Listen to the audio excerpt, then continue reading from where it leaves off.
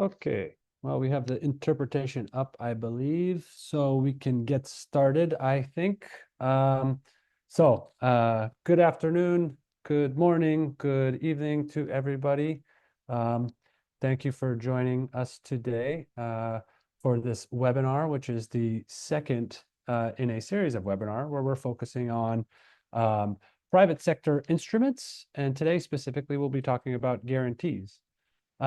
2 weeks ago, we held a webinar where we discussed 2023 agreement taken in the OECD DAX Working Party on Development Finance Statistic, which set out new rules about how private sector instruments could be quantified to count as official development assistance.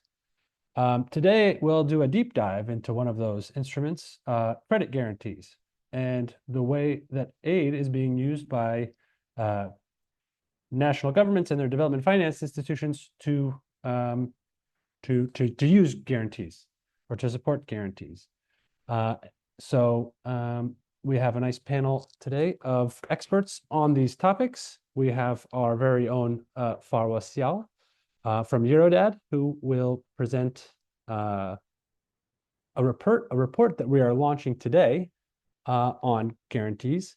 The report itself covers sort of more generally guarantees across different sort of institutions and vehicles, but we'll be focusing specifically on the use of aid for guarantees. I should mention that Farwa is Senior Policy and Advocacy Officer in the Development Finance team at Eurodad. We will also have then here some national level perspectives from Thea Grasveit. She's a policy advisor and political scientist at Debt Justice Norway. She will provide the experience of Norwegian aid and using guarantees. We then have Åsa Tommensen, who is a policy advisor and advocacy coordinator at Concord, Sweden, who will speak to the Swedish experience. And then we will have Mariana Paoli, who is the global advocacy lead at Christian Aid, and she will provide a perspective on the way that guarantees are being used in the realm of climate finance. And I should mention myself, I am Matt Simons. I am also a senior policy and advocacy officer in the development finance team at Eurodad, and I will walk you through this session today. Just a couple housekeeping things before we get started. First, as mentioned at the start, we do have interpretation. If you click the little more button in the bottom of the toolbar there, you should be able to access interpretation into Spanish and French. There should be a Q&A box that's already available to you. We will be collecting questions and answers via chat throughout the session. And if indeed you would prefer to speak, you can basically say so in the Q&A, and we'll create that space for you to intervene sort of vocally when we get to the interactive part of the discussion. So without further ado, I'm going to hand the floor over to Farwa to give a sort of rundown of this report that we are launching today. So Farwa, over to you. Thanks, Matt. Stephanie's just sharing my slides. Yes, there they are. So thanks a lot to all the panelists for joining, and thank you for those of you who are joining us in the webinar. So as Matt already described, this is a launch. This webinar marks the launch of Eurodad's report on guarantees. And this is an issue that we've been thinking about for a while, and we've had a chance to now finalize our research. And if you go to the next slide, please, Stephanie.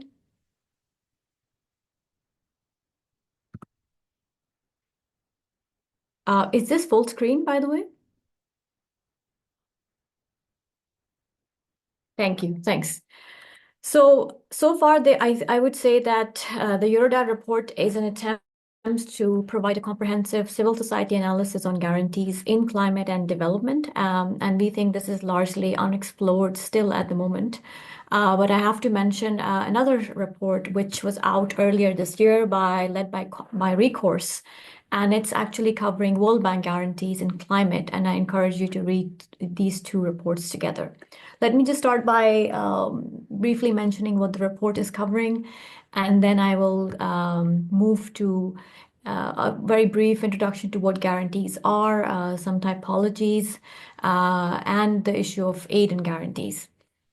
So as I already mentioned, this is the first comprehensive civil society analysis on guarantees, focusing on the public perspective or the public interest of what guarantees can do in terms of mobilizing private finance for development and climate.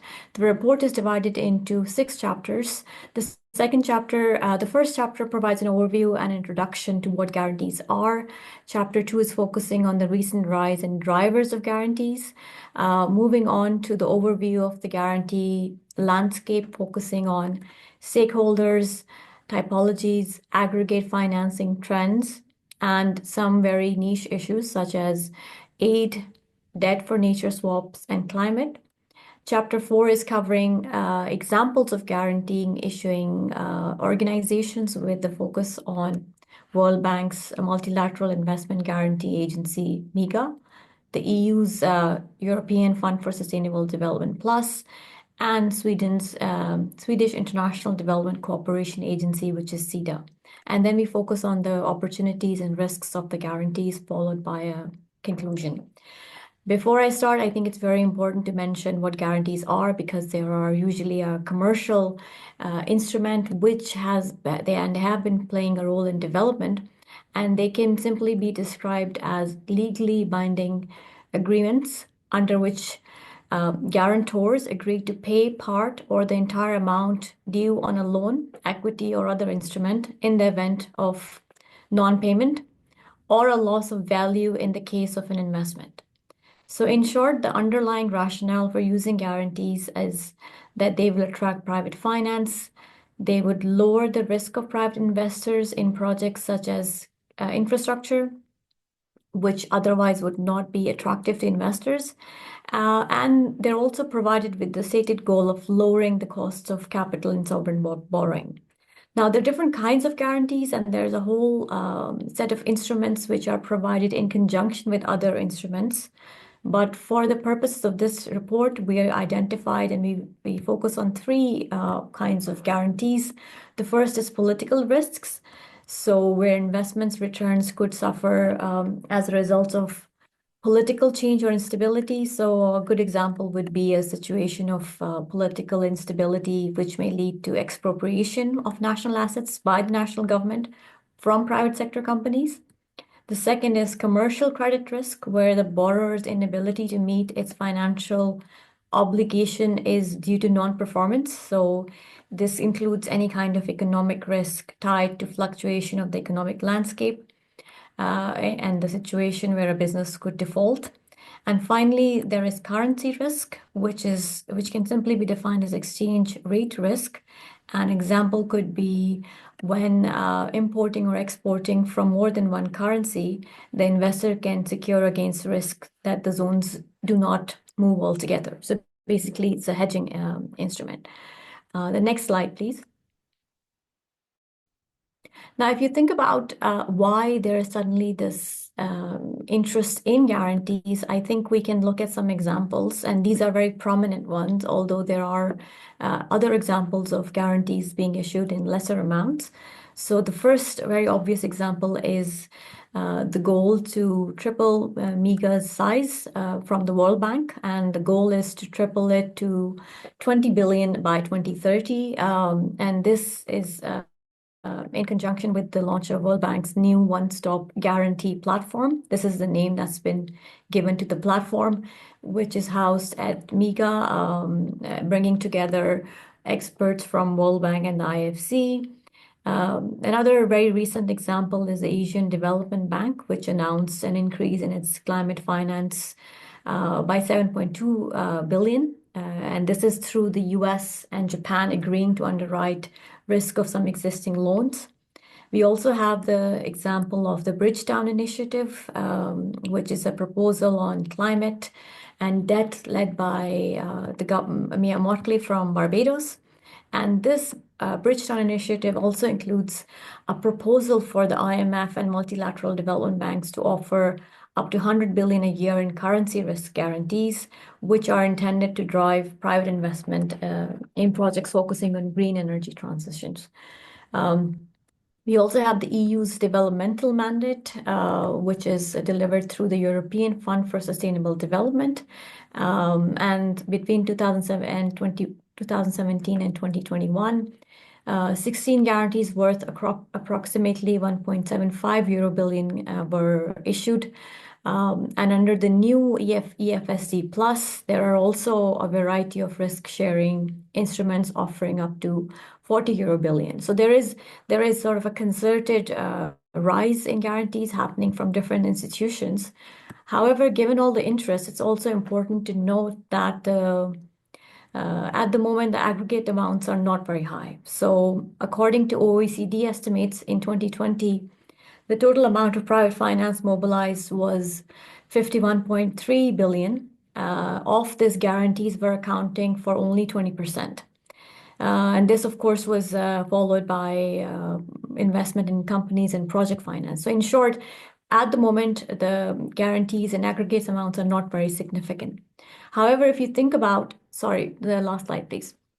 If you think about why there is a global rise in guarantees, I think we can think of three factors. The first is the recognition that there is a need for substantially enhanced cross-border flows of capital to lower and middle-income countries to meet the demands of sustainable development goals. And this is seen as requiring substantial flows of private finance away from markets and projects towards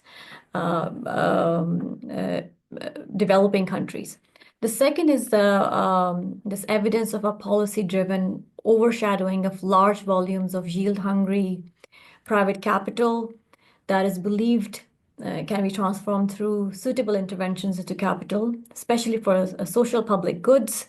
And the policy underlying is that large infusions of liquidity by advanced economy, central banks into the banking system, starting after the 2008 financial crisis and after COVID are there. And finally, the third is, of course, very obvious, which is the intensification of aid fatigue or shrinking of public financial flows, and therefore the guarantees are considered an adequate push to leverage more private finance. The next slide, please. So guarantees are also very significant in aid. This is the purpose of our webinar today. However, let me just start by mentioning three countries where guarantees play an important role. The first is in Sweden's SIDA, which is one of the earliest providers of guarantees as part of its ODA model. I won't go into detail of how the guarantees are provided, but it's important to note that these are provided in substantially different forms. However, SIDA has also been increasing its guarantees from 400 million in 2012 to 1.4 billion in 2022. Denmark also followed SIDA's model and started a pilot program in 2021. This was a 4-year program. And it was done in conjunction with or cooperation with SIDA and the Swedish National Debt Office. Finally, in 2023, Norway announced a new guarantee scheme worth 5 billion in guarantees for investments in green infrastructure projects in the global south. I won't go into detail because our panelists will discuss this in more detail. The next slide, please. Now, it's very important to mention that this provision of guarantees for all donor changes with the Official Development Assistance new private sector instrument rule. And very brief introduction to those who do not know, in 2023, the OECD's Development Assistance Committee on Development Finance Statistics reached an agreement on reporting the private sector instruments. And these rules cut across the different types of instruments. And for guarantees, there are three parts of a guarantee scheme that could eventually be considered to be eligible as ODA. The first is a service fee, which covers admin costs of issuing the guarantees. The second is an implied cost related to credit risk associated with the guaranteed. The third is the actual guaranteed amount paid in case of a default. Of these, the most controversial is the implied cost of the credit risk being quantified as aid or ODA. And this methodology, especially in the case of guarantees, will very likely result in rich countries increasing their aid volumes without ever transferring any resources anywhere, let alone countries in the global south. So this is just for us to keep in mind, and we'll go into detail with our panelists later on. Next slide, please. There is also the case of climate finance and guarantees, which I think would become a very significant focus in the future.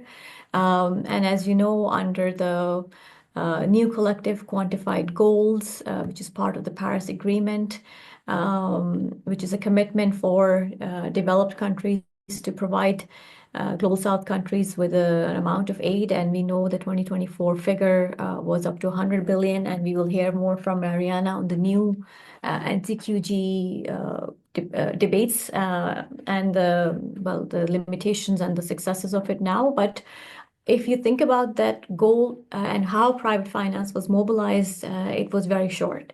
So private finance mobilization in relation to 100 billion goal fell short of expectations, 60% point gap in 2020 compared to 2016 roadmap. And OECD's latest figure also showed that private financing for climate was stagnant, so 14 billion per year from 2013 to 2020. However, there are some indications to show that this absence or lack of meeting the private finance goal will provide a boost to guarantees. We already see this in the COP29 emphasis on climate insurance. There were a couple of panels, as well as the first ever global guide on transition plans for insurance companies published by the UN convened forum called Forum for Insurance Transition to Net Zero. This is just one example, but there are other examples of how climate finance would be very important for guarantees to play a role in.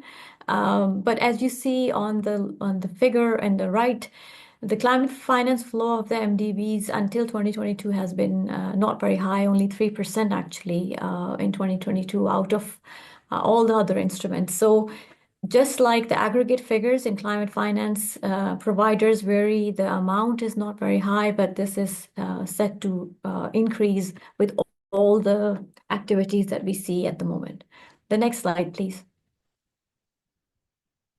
One of the purposes of this report from a civil society perspective was not to focus on how much money guarantees can mobilize or not mobilize. I mean, that in itself is a goal which comes under the term of financial additionality, but to understand how the instrument plays in context to other instruments of private finance, as well as the demand and the adequacy of it in terms of development.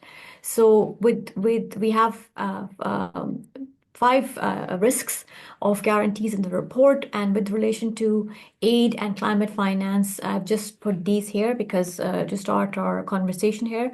So the first very obvious one is that when aid budgets are used to issue guarantees and then report them in ODA statistics,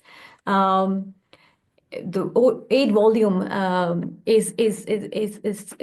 appears to increase without ever leaving a rich country's balance sheet. So in a way, this is a diversion of aid. And related to that concern is the fact that resources are capped. Locking in money for guarantee schemes essentially means that money cannot be spent elsewhere.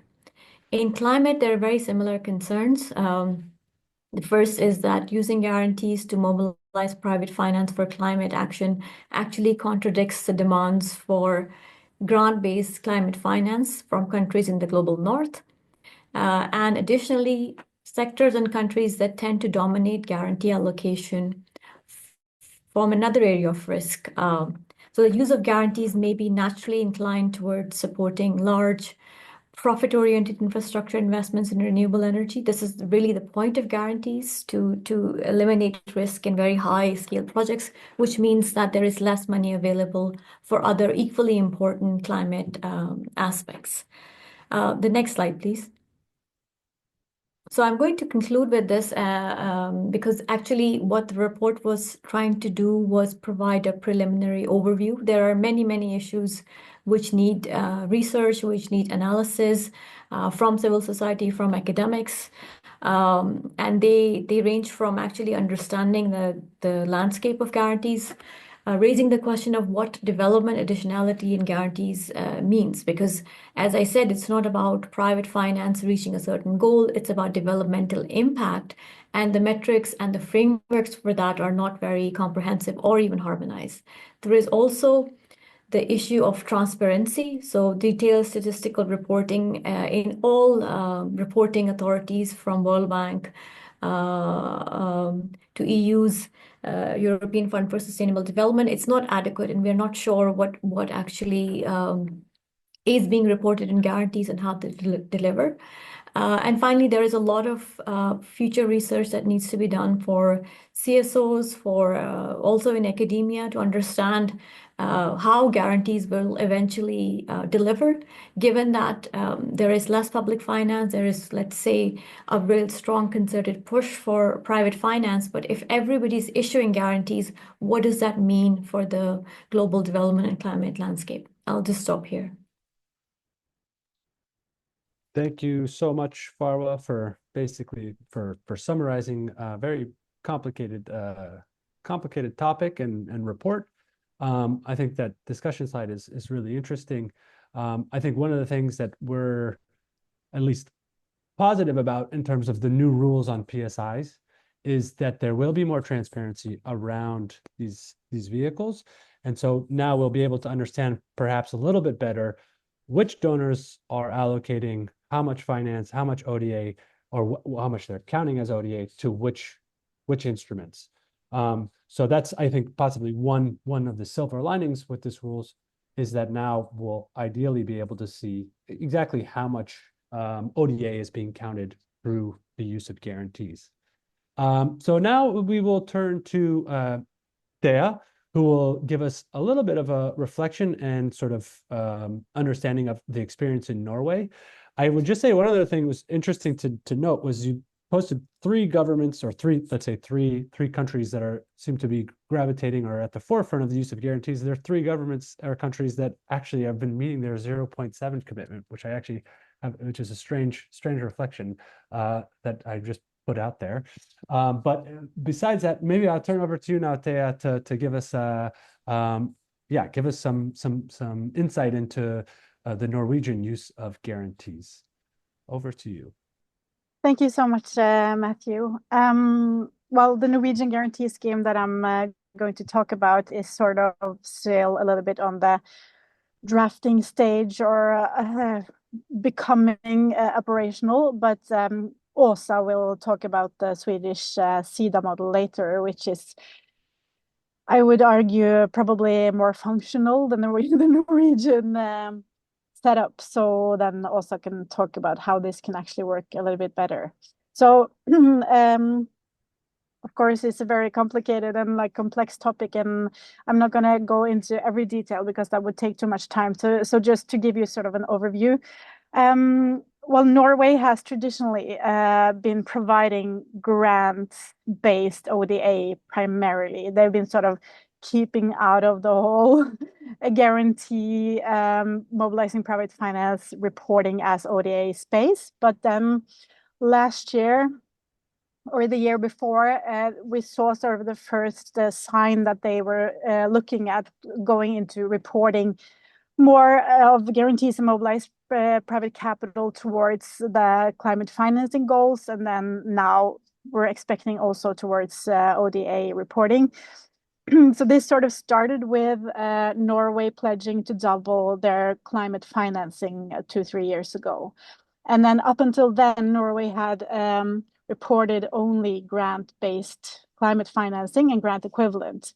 And then we suspected that this doubling would actually just mean that they will start reporting their mobilized private finance as well. So that's what happened then the year after when they started reporting. We saw that, okay, this is not actually a doubling. It's just counting differently, basically. And then this segued over to a discussion around establishing a guarantee scheme. And this was something Norwegian industry had lobbied for a decade, basically. And through a very complex sort of lobby situation, including a lot of high official people in the Norwegian aid sector, this new guarantee scheme was established and adopted last year. And sort of a lot of the proponents of this new guarantee scheme were sort of I don't know, selling it off with all the possible virtues. We all know about mobilizing private capital for green investments in infrastructure projects, and then saying, look to Sweden, look to SIDA, they're doing it this way. And we had some concerns. What we were saying before sort of the Norwegian guarantee scheme was established was we were saying, look, it's actually not possible to do this the same way they're doing it in Sweden. The reason being that SIDA offsets possible future losses on Sweden's government debt. And Norway does not per se have a government debt. We have, as you know, the sovereign wealth fund. And through different sort of reporting rules and rules of the Ministry of Finance, it's not possible to use the sovereign wealth fund for offsetting possible losses. So that means you have to actually set aside a concrete amount of money in a guarantee pool, basically. So we were saying, you know, due to these specific rules that the Norwegian Ministry of Finance has, this money has, the loss provision has to be offset from somewhere. And you know, it's possibly going to be the ODA budget, because there's nothing here saying that this money is going to be provided like additionally through the other ministries of climate, of trade, etc. So we were saying this is most likely going to be taken from the ODA budget. And then the guarantee scheme was adopted, and lo and behold, the loss provision is going to be from the ODA budget.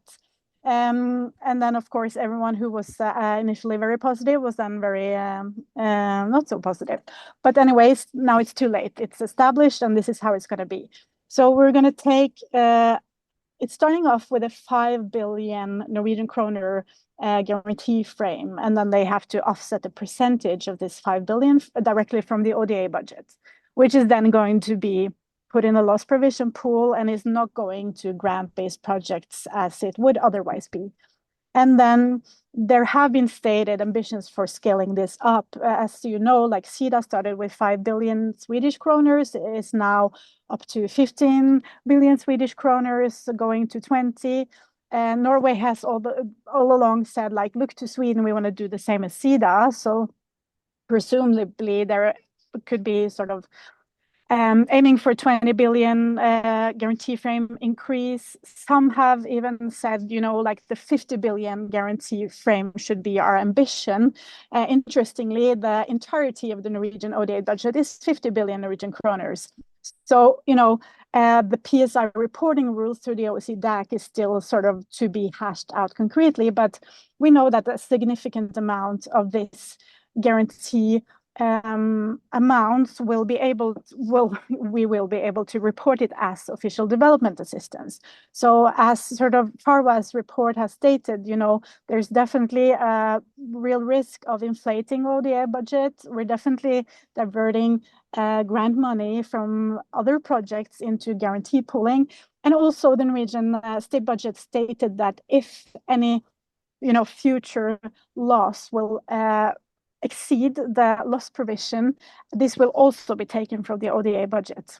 And we know sort of if there would be a new global financial crisis where a lot of private companies go bankrupt at the same time, this could be talking about quite big amounts of money needing to be offset at the same time. So this could potentially eat a big chunk of the Norwegian aid budget, depending on how this will be scaled up, if, when, how, you know. So those are our concerns. So, and also, of course, this means that you will have this double counting where you will be having guarantees counted as ODA, but also towards the NCQG, the climate financing goals. So there will not be like new additional grant-based climate financing. It will be sort of like reusing ODA figures for dual purposes without actually providing grant money. So sort of that's where we're at. We're kind of seeing that what Farwa is describing as risks as being sort of some of the main features of this new grant scheme. And then last point is just that from like a sovereign debt perspective, which is sort of Dutchess is Norway's main concern, we're generally speaking concerned about how contingent debt liabilities in these types of PPP projects play out in the event of a global financial crisis. So the Norwegian government has stated that they are trying to look at checks and balances where they will assess risk of sovereign debt distress ahead of demanding a counter guarantee from a project country, but it's still very unclear how this is going to be operationalized. And 60% of the guarantee frame is going to be funneled through the World Bank and other regional development banks who have their own systems for assessing this. Contingent liabilities are not accounted for in any sufficient way in these types of systems. So that's a real risk for us. So yeah, that's basically it. And if you have any questions later, I can ask more, give some more answers. Yeah, thank you. Thanks so much, Thea. Very interesting. Also, I think it's interesting to know that in this period of the implementation phase of these new rules, that it's actually quite complicated, even from the sort of institution side, in terms of trying to understand what is stackable from their side. I think that there is still going to be a lot of growing pains in terms of understanding, you know, what they can do and what they cannot do, and what they can consider ODA and what they can't consider ODA. And we'll probably see some course correction at some point along the way. So as you said, the Norwegian approach sort of tried to use as its guiding light the Swedish approach. So now I think we can turn over to the real the frontier, I guess, and hear from Åsa from Concord, Sweden, to give a little bit of the Swedish experience in terms of understanding and how SIDA is using guarantees. I guess you have a little bit of a longer experience as one of the early adopters of this type of instrument. So Åsa, over to you to share some of your thoughts on this. Okay, thank you so much, Matt, and very good to be here with everyone. Thank you to Eurodad for inviting me. I think that in order to not make this, I'm going to talk about the risks and I'm going to talk about problems as well. But in order to make this a panel where we don't just speak about risks and problems, I would like to start with sort of just outlining the genius, I guess, of the Swedish guarantee instrument, or SIDA's guarantee instrument, in comparison to several other European guarantee instruments and guarantees by DFIs and development banks. Because we saw on the slide that Farwa had that the sort of the total amount of guarantees at the moment is 1.4 billion euro. But that's not, the guarantee itself is not ODA. So just to be very, very clear, because I know this was difficult in the past seminar. So a guarantee is like an insurance, basically. So when SIDA issues a guarantee, SIDA acts like an insurance company, more or less. Not a perfect analogy. But in Sweden, as Thea mentioned, it's the National Debt Office that they both make the external risk assessment, trying to put an amount. When SIDA wants to issue a guarantee, they go to the National Debt Office and then they say, okay, we want to issue a guarantee to cover losses in this, for this loan, for example, or for other kinds of credit. And then the National Debt Office estimates sort of the expected loss, like how high is the risk in this deal that's going down here on the, or this loan? How high is the risk that this loan is going to default or they're not going to recover the full amount of the loan?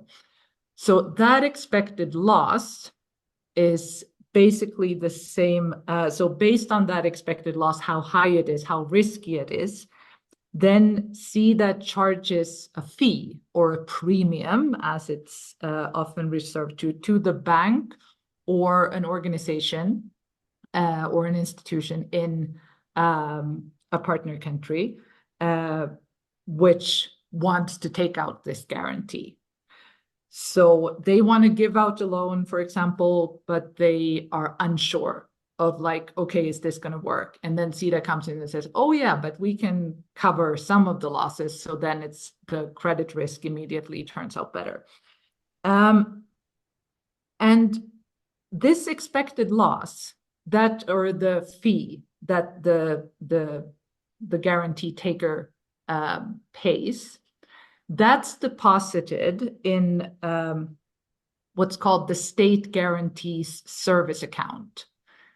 So that is in a reserve now. So the reserve that's built up there is based entirely on the fees that the private sector pays, which is good practice because then, you know, we're not offsetting ODA money that could be used for other things. And if a loss occurs, first losses is covered out of the service, out of the state guarantee service account.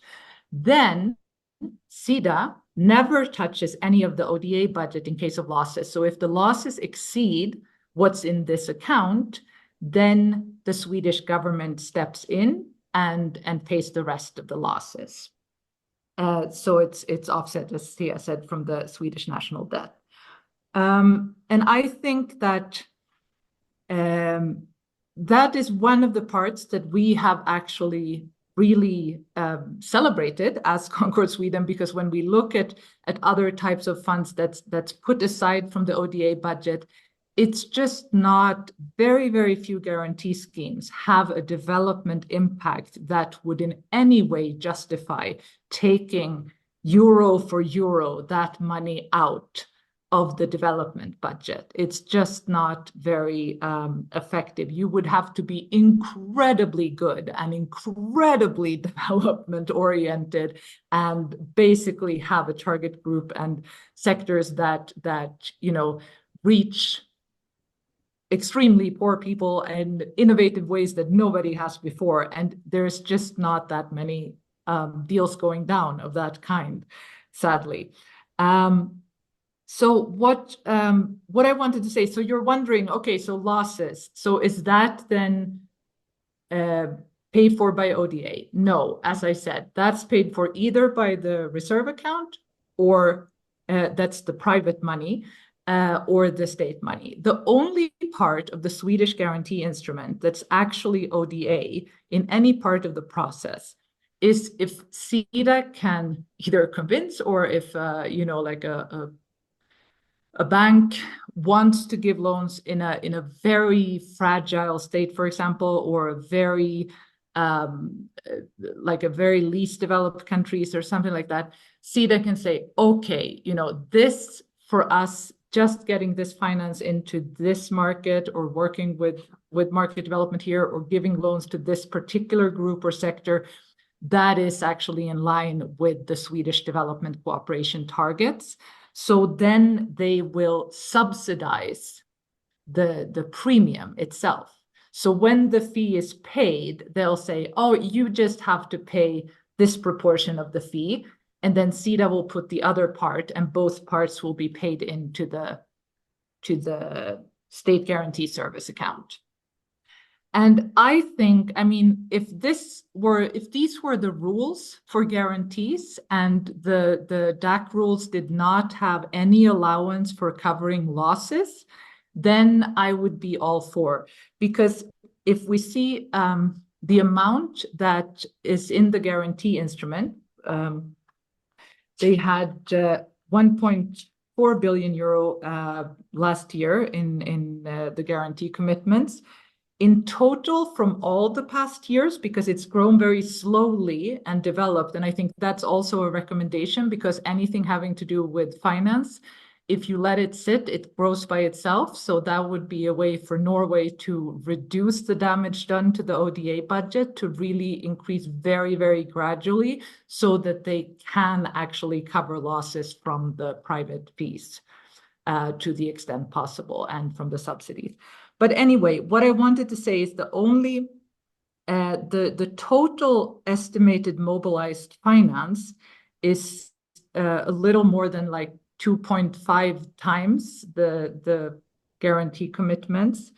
And with time, this guarantee instrument has been there for 10 years. So with time, we're seeing a slight increase also in the mobilization of additional loans or other private resources. So in 2023, there was actually 299 million euro in defaults, and those they were able to cover from the guarantee account. So I think that is definitely a good practice that we would like to see, and in more countries, and definitely in the EU budget as well, that doesn't have a national budget. We would like to see it grow much slower, so they don't have to take it out of the EU ODA budget. So there was the good part about the SIDA guarantee instrument. And we, of course, think that it's also, in comparison, for example, to other the other Swedish PSI vehicle, which is Swedfund, which is like a government company that works more on equity investments. Something that we're seeing with the current government that's very, very fond of the private sector and investments is quite a steep increase and a will to increase the guarantee frame and to increase the focus on Swedfund and to increase the focus on Swedish companies. And I would actually like to add this to the risks and problems that you mentioned towards the end, Farwa, because I think that if EU member states and DAC members study the reporting directives, they will find that there are indeed more restrictions on guarantees than some of them would like at the moment, even though it's not what civil society would like. But I would say there's definitely development finance institutions and guarantee instruments definitely have a place in development. I personally wish that they didn't have a place in ODA, that there was like a development section of the so-called other official flow reporting, because I think that when mixing public and private funds and starting to talk about it all as ODA and development cooperation, there's a real risk of losing sight of the goal of development cooperation. And in Sweden, it's very clear, it's very focused on the people. So the whole idea is to create conditions for people suffering under poverty and oppression. And so with that focus, it's so many, as Farwa was mentioning, and Matt as well, many of the sectors of the guarantee instruments, because that's where it's easiest to invest. And it's not like in a lot of low income and least developed countries, not even in lower middle income countries, that there are tons of deals lying around that are super tempting to creditors. It's a very difficult work. So a lot of development finance institutions end up in sectors where it's the easiest to invest. And if you end up in sector where it's easiest to invest, which is finance sector and energy sector, then you're also already lowering the additionality of guarantees. So for me, the way to do a guarantee instrument is to really try and see, okay, we're a small instrument, we're a small guarantee instrument or a PSI vehicle. We need to see sort of where can we really be at the sorry, that was my dog. Where can we really be at the forefront of sustainable development and really work on making finance available to people in poverty and extreme poverty, and the sectors that will benefit them the most, and really learn from what you're doing. Because if you're trying to imitate large like multilateral development banks, or worse, if you're trying to imitate private banks, you've completely lost sight of both the goal of development cooperation and additionality. So I think that we should all be putting more demands on DFIs and DAC member governments and EU member states to really answer the question, like, where is the development impact? Where are the development results? What is the theory of change here? Because there's too much sloppy and non-innovative DFI investments going on. Like, if 7 different DFIs pour their investments into the same project, you've almost immediately lost the additionality. So I'll end there, and maybe we can come back to it. It's yeah. Yeah, thanks a lot, Åsa. I think it's interesting if you look at the top beneficiaries of guarantees over the last, well, from 2012 to 2022. At the top of the list, you have who is it? You have Argentina, Colombia, Turkey, countries like this. So certainly not the least developed countries that are probably India, Ukraine, the ones that ODA is probably most cherished or precious.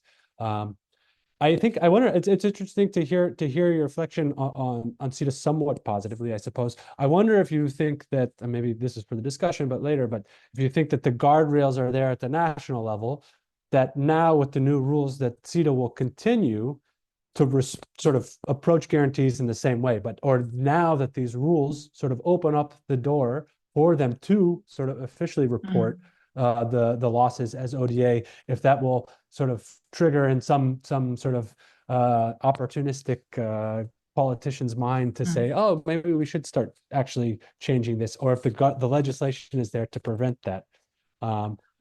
So I yeah, would say that in case of SIDA's guarantee instrument, I think it's a quite established feature, and frankly, I don't think enough politicians understand what they're doing. So I think for that reason, I think that they can probably get away with saying that that's not in our statutes. No, but there's quite a clear framework for SIDA's guarantee instrument, and I also think and a clear way of working with the National Debt Office as well. And they are already involved. So yeah, I think that's probably not the easiest instrument to mess up, but definitely we're already seeing, because the current government's very, very fond of mobilizing private finance and also looking at synergies between Swedish exports and private sector instruments. So we're already seeing a whole flora of new instruments, that some of them are not, or none of them, should I say, are functional, and none of them seem to be ODA either. But I think just because the SIDA guarantee instrument is quite established and has quite established rules, and it's starting to work fairly sort of, it's already been around for 10 years, so it's starting to work. And I think that they could do more to sort of pull out the learning and really try to push the boundaries a little bit more and take bigger risks, and really try to get in there and play the role that a development finance institution can and should play. But what I was thinking, because the government has incorporated 2 new financing instruments that are basically export credits, and they're trying to house them in the Export Credit Authority, but they're also trying to launch them as part of the ODA budget, which is a very strange concoction. And we have been quite critical and saying that this is not in any way ODA, because that is explicitly written on the first page of the new rules, that export credits and associated fees and losses are in no way ODA. So I think that these ideas will keep coming up. And if they attempt to report anything like that to the DAC, I think it will be an interesting experiment and a way to look at the integrity of the new rules and the DAC Secretariat's application of them. Because for civil society, as I said, there are some safeguards in the new rules, and there are some sentences that really do say, you know, like, this is what a guarantee that is for development has to start with, these kinds of purposes, et cetera, and that actually do set some boundaries. And PSI, because it's controversial, is actually the only part of ODA where the OECD DAC Secretariat unilaterally can sort of decline to integrate a reported item into the reported aid statistics. So we're hoping for that and trying to hold our government to account and stop them from putting in other kinds of credits guarantees in ODA. Thanks, Åsa, for that addition. So now we have our last presenter, Mariana, who will give us a little bit of insight into how guarantees are being used in the realm of climate finance. So Mariana, over to you. I believe you have a presentation, so you can just share your screen and present as you go. Great. Can you see my screen? It's just, yeah, there you go. Good. Yeah, I guess what I wanted to share with all of you is actually thinking about the role of guarantees on the big realm of climate finance, especially taking into consideration COP29, it just finished in Baku, and how the climate movement has been engaging in the whole narrative and discourse alongside that. So before I dive into actually the guarantees, I just wanted to bring back some of the key pointers where the climate movement is taking this from. And the first one is obvious, is the centrality of finance, and especially public finance for development and climate action, and how the lack of it has prevented progress in all areas. And that's essentially because without any public grants-based finance at scale, key areas of climate like loss and damage, adaptation, just energy transition, renewable energy goals, and the national determined contributions that need to be agreed in Brazil last year, etc., are really under risk. And that's very much bringing the question that actually to address a climate crisis is about implementing equity, reparations, and the concepts of common budget differential responsibilities and capabilities. It's about the fair share that the global north needs to provide in terms of the climate finance. Now, we know that why, when you think about why, private sector-led solutions have been mainstreamed, and because there is that narrative really strongly within the global north, developed countries, that public finance is limited.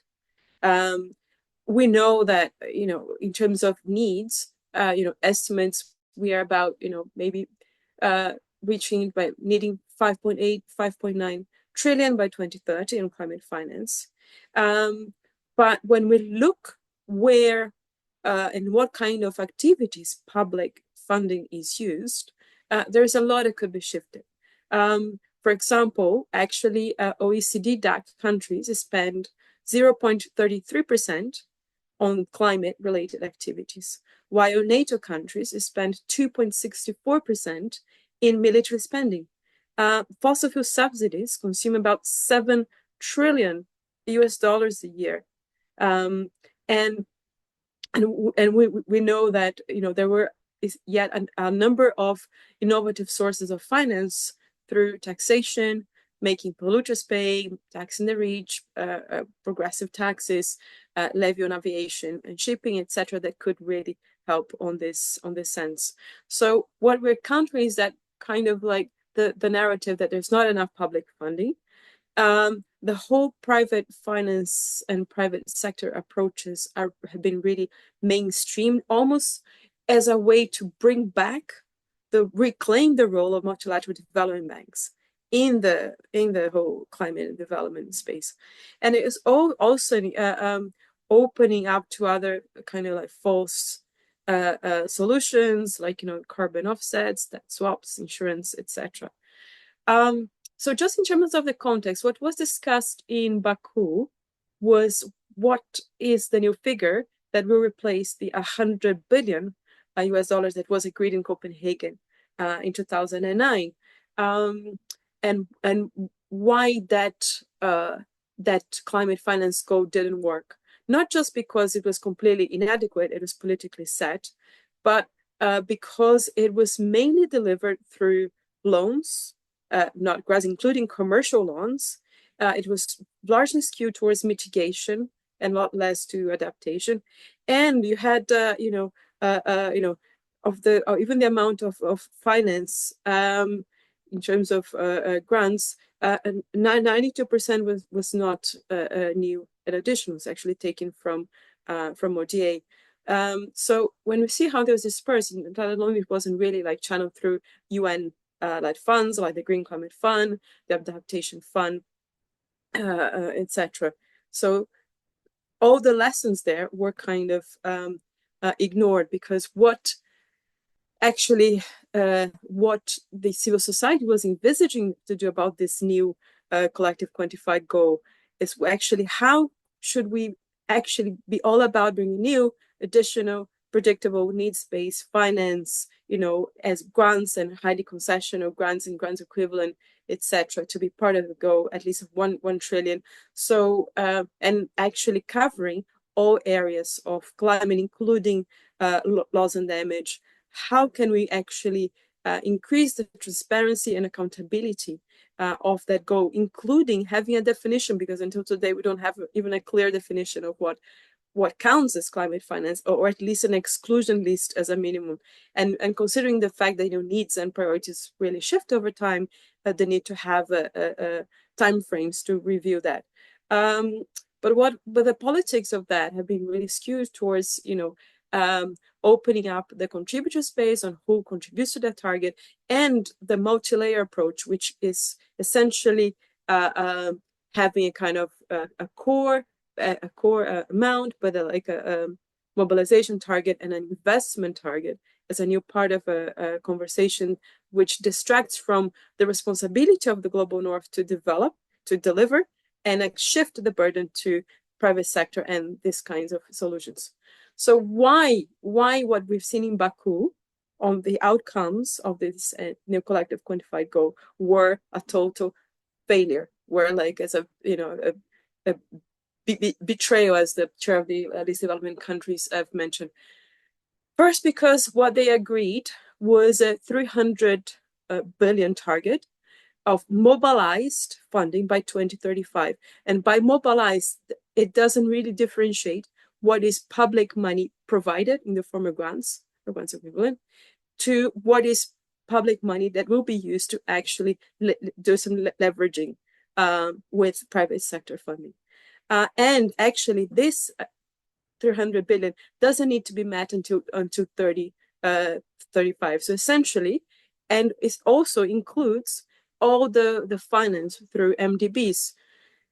Essentially, it is a developed country avoiding the responsibility to pay up. Then you have an aspiration of this 1.3 trillion investment layer.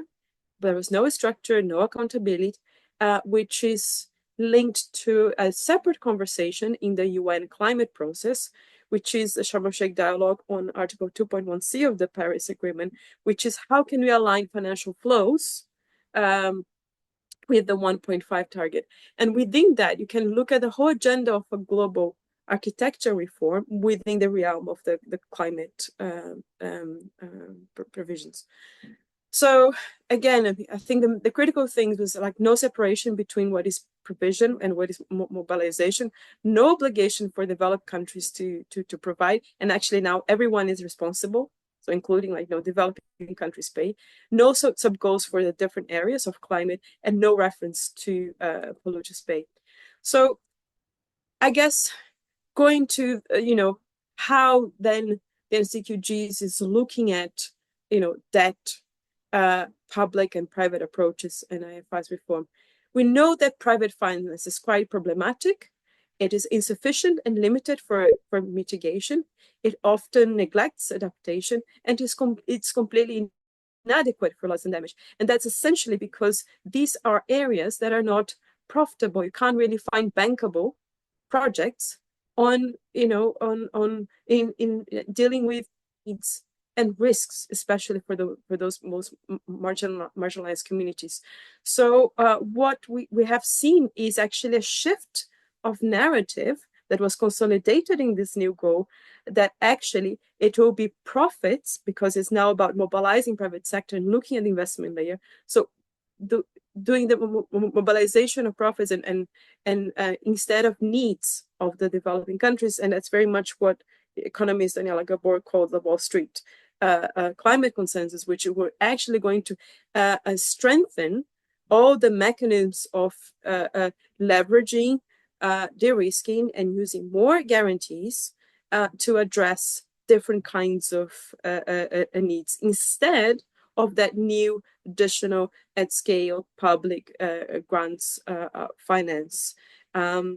So where are we at the moment within that framework? I think for the years to come, essentially the conversation will shift from how or what developed countries can actually do to pay for their fair shares.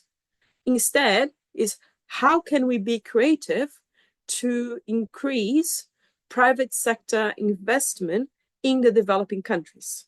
That's what the big conversation about. Where are the bankable projects? And we're going to blame developing countries for not doing enough or creating the enabling environments to attract private sector, with a bit of a deja vu, right? Of lots of conversations we have had in development for so many years. Now, bingo, with the green climate label on top of it, with the same kind of recipe, with the same kind of wrong approaches.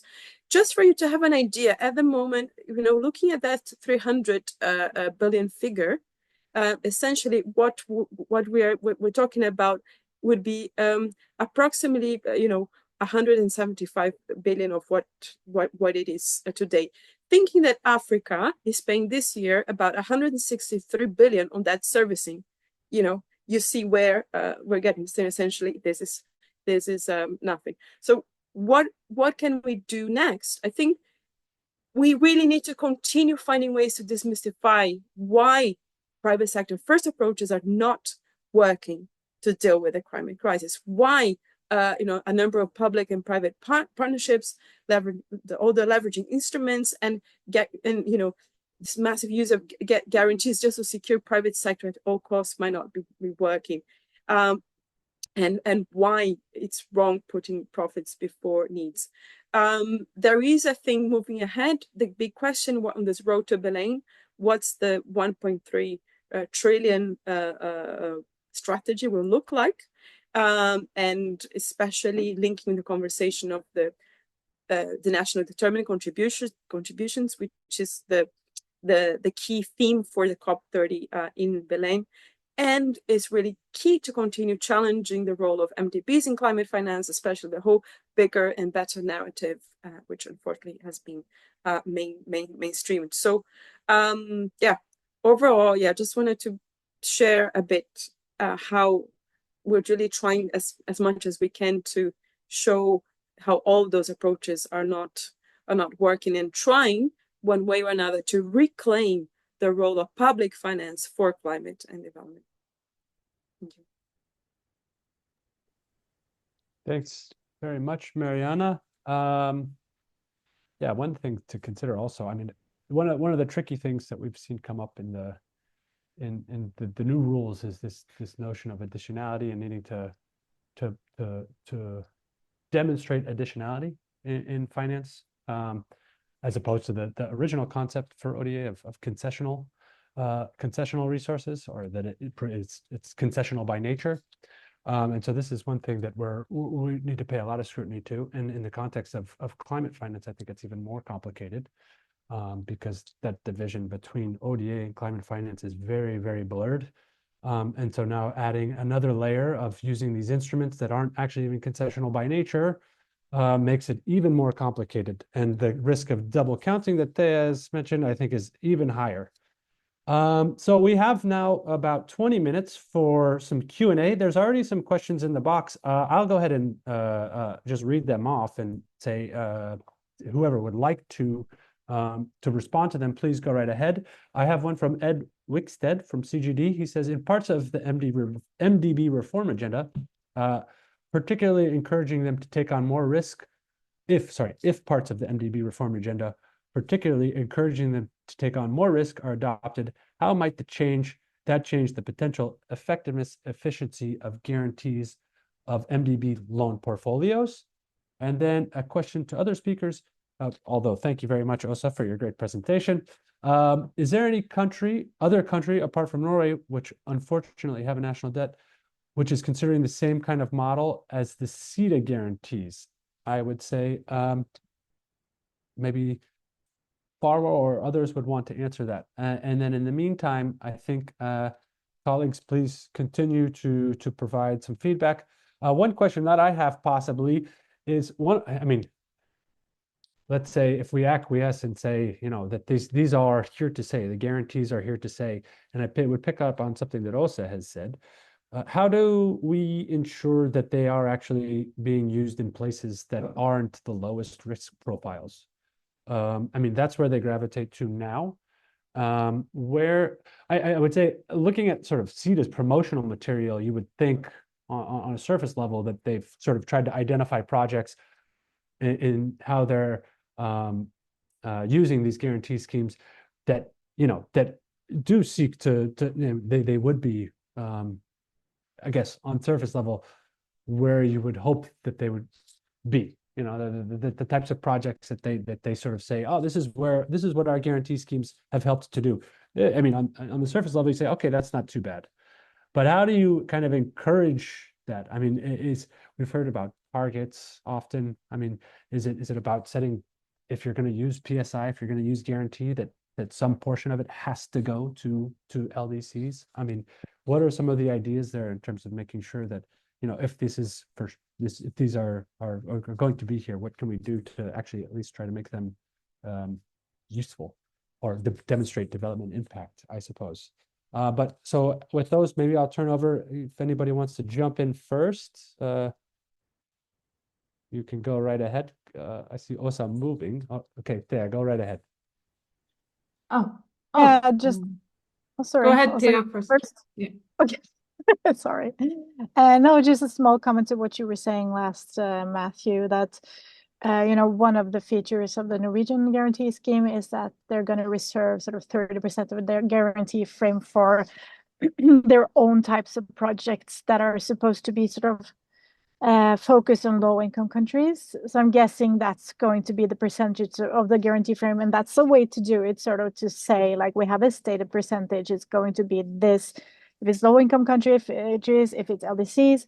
And also specifically on this portion of the guarantee frame going to low-income countries, it's possibly easier for the NORAD, the Norwegian Aid Directorate, to put in place specific checks and balances aimed at, for example, doing that sustainability, the risks ahead of investment decisions, and that's like where one of the areas where we have experienced sort of a positive dialogue in this process is that they voiced that they sort of received our inputs when it comes to these pitfalls, and they have made sure they have sort of a criteria where they can deviate from the default pro rata sort of 50-50 guarantee division, and where it's possible to deviate from having to ask a project country for a counter guarantee if and when XYZ.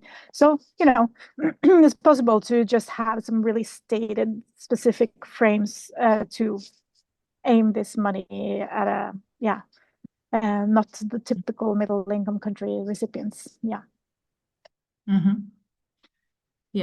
And sadly, we're seeing a bit of the reverse trend in Sweden. One of the new large sort of exporty guarantees that the government wants to launch is geared towards are some special Ukraine credit guarantees, and the other one is specifically, it's not done yet. It was just in the national budget, but it's so they don't have a proposal for the regulation yet, but it's definitely geared toward middle income countries.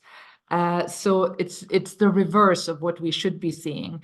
Equally, Swedfund, which is the equity vehicle in Swedish and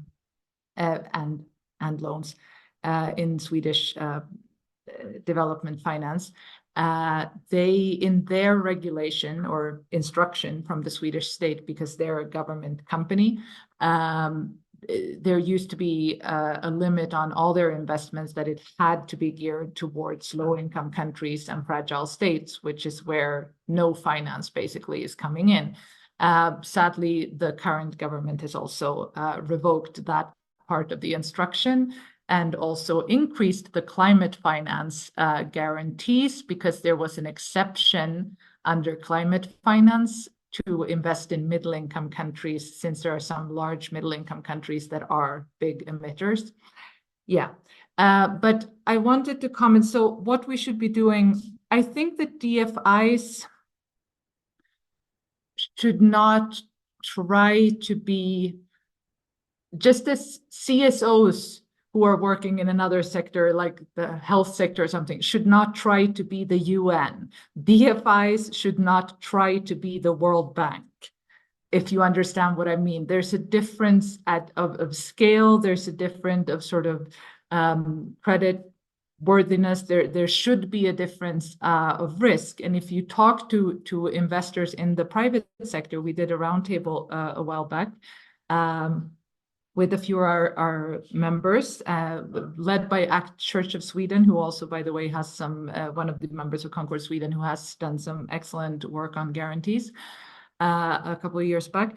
But yeah, so where was I? I was in the, when you talk to investors or to banks, they want, you know, their companies, they want to have a safe, secure return on investment, all of these things.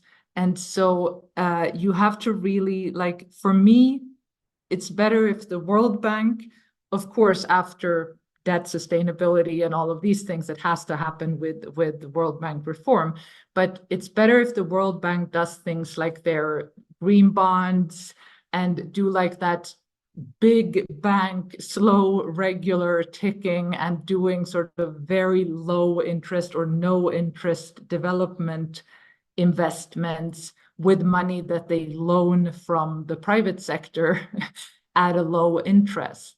So, I mean, that kind of thing, letting the private sector be the private sector and doing everything that can be done with private money instead of public money. Because the whole craze of only focusing on DFIs and guarantees is that the whole emphasis ends up being on how can we put the most amount of public international development money into these PSI vehicles and into these credit guarantees. And to me, that is so backwards.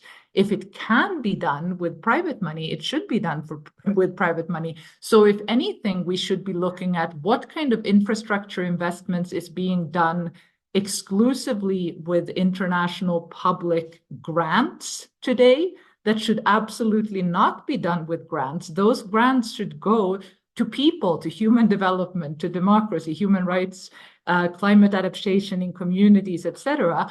Like, can part of that be done with the help of the private funds? It's not like where can we find the most opportunities to invest the public money. It should be where can we find the least opportunities to invest the public money in the private sector, because it does disturb and distort markets, and that's not where we want to be. Not even in market, I mean, only where there's like market development and extremely close to being viable private investments do I feel that it's motivated for a really knowledgeable and present DFI who really knows the local context to come in and fund. Yeah. Thanks so much, Osa. Thea, before coming back to you, I think I'll give Farwa a chance here to perhaps respond to the questions in our Q&A. And again, colleagues, if you have questions, obviously, please go ahead and add those into the Q&A box. But Farwa, over to you, and then back to you, Thea, and then Mariana, if you want to come in, please do raise your hand. Yeah, thanks, Matt. And I'll take the question on the MDB reform agenda and the question of encouraging them to take more risks and then potentially changing their or enhancing their effectiveness of MDB loan portfolios. And in a way, actually, a lot of it has already been said. As I already mentioned, this report was a general overview, not simply on debt, but looking at guarantees in general. And one of the things we do emphasize is a major reality, which is the debt crisis. And as Mariana has already mentioned, unless you have effective debt restructuring, debt cancellation, guarantees are just more private finance. So if we flip the question of effectiveness, not simply from the point of view of will there be more private finance, but will there be more debt, then of course they are a debt instrument. We've talked about the need for debt sustainability. But beyond that sustainability, I don't think there is a framework for analyzing the role of contingent liabilities, for example, and how do you measure them and then how do you count for them? So these could become a potential risk with guarantees, even if we say that, yes, there is more money with guarantees. Finally, I think attached to this is the question of moral hazard, which is that investors are incentivized yet more through guarantees to be de-risked even more, for lack of a better word, because we are right now we're talking about a host of instruments being unleashed for the private sector to continue yet more investment, but there is no understanding of what moral hazard could lead to. And this, by the way, is a precursor to every financial crisis. And attached to this is a question of pricing. We've not discussed pricing in our report, but the pricing of guarantees is essentially about how do you measure the risk of investments in developing countries. We know very well that a lot of actuarial studies and analysis talks about risk being triple-fold, let's say, from developed economies. But those very reports don't talk about the gains which are coming from those very projects, which is to say that the cost does not offset the investment which is reaped by foreign investors. So this has to be also understood and studied when we talked about the pricing of guarantees. Combined with this, I think we talked about, there was a question of the quality of guarantees, how it can be improved. First of all, I think and this is something we mentioned in the report, that if guarantees are looked at as an instrument, as a risk-sharing instrument, there is a role for them to play. But then the question is, what is the role for them to play in development? And if the risk-sharing is such that it does not impinge on ODA or development finance or concessional flows, that's simply a different question, right? But here we also need to understand where the guarantees are going. If they're going for productive sector investment, that's going to give you some returns. But if it's going for more financialized products, it's simply not going to deliver anything for the host country. This is when we talk about development or for climate. Secondly, there is the issue of LDCs and middle-income countries, which keeps coming. I think we need to go back to the question of what do guarantees do for developing countries? If the guarantees are for a project which is manifesting in long-term structural transformation, and that's not 10 years of job or employments, by the way, it's something that empowers the country to be independent in a certain sector, for example, very, very small example, then I think there is a case for us to compare with LDCs and middle-income countries. Otherwise, we also can't push for more guarantees for LDCs, at least in my view, because then we're talking about yet more private finance. And I completely agree with what Mariana has presented in terms of the role for public finance and the fact that it's available, it's out there since it's being used in many different aspects. Before we talk about guarantees, I think we need to talk about how to reclaim public finance and how to change the equation back to where public finance would deliver for development and climate. I'll just stop here. Thanks a lot. Maybe I give the floor to Mariana first there, and then come to you. Thanks, Mariana. Yeah, and I just thought I wanted to build on what Professor was saying. I mean, of course, we do have to reclaim the role of public finance for climate and development, and it's not like black and white. We're not saying completely no to instruments, but just recognizing that in most cases, in dealing with the climate crisis, they just don't work, and especially in LDCs, etc.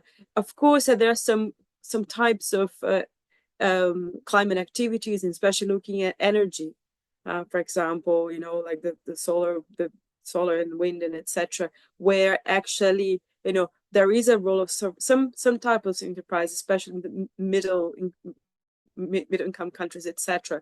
But actually, when you look at the needs, or even how even forget loss and damage and adaptation, but even on the whole energy transition, renewable energy access, where you need actually it's about off-grid, mini-grid, community-based energy. Not even then it might not work.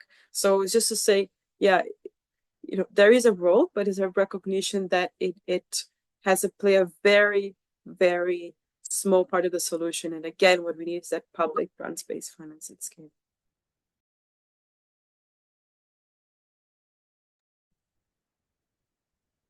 Thank you, Mariana. And Thea, also we're running short on time, so it's going to be tough here. But Thea, over to you. I'll try to be very brief. I just thought it was an interesting point because sort of with the Norwegian situation, there was an alternative way of doing this that would have sort of avoided a lot of the problematic aspects. For example, when this proposal was on the table, we were saying, okay, we have the Norwegian Export Credit Financing Agency, Eksfin. They have been doing export credits for 30, 40 years, and they also have a specific system focused on developing countries, specifically energy projects, and it's even a collaboration with the Norwegian aid agency. And we were saying, like, okay, if we instead scale up their sort of portfolio and work on sort of the mandate, this money would then go through the Ministry of Trade, and it would be clear cut that this is private investments for energy projects, and it would be nowhere near the ODA budget, but it would still be sort of additional financing for green infrastructure projects in developing countries.